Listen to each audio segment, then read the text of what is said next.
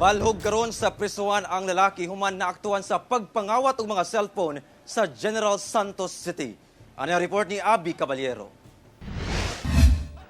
Dinhi sa baligyaanan ug kaang sa Diversion Road, Barangay Sinawal sa General Santos City.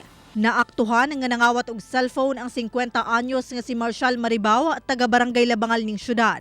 Matud sa tag-iya sa maong tindahan nga si Toto Nakan, pasado alas 2 sa kadlaw ni adtong January 23 samtang tulog siya og ang iyang mga tauhan, dihang namatikdan nilang dunay laing tao nga nakasulod sa ilang pwesto. Nagginukdanay matod sila hangtod sa nadakpan nila ang suspect ug ilang na-recover ang duha ka cellphone nga gikawat ug usa ka power bank. Yung tao na yun, natapon niya yung cellphone.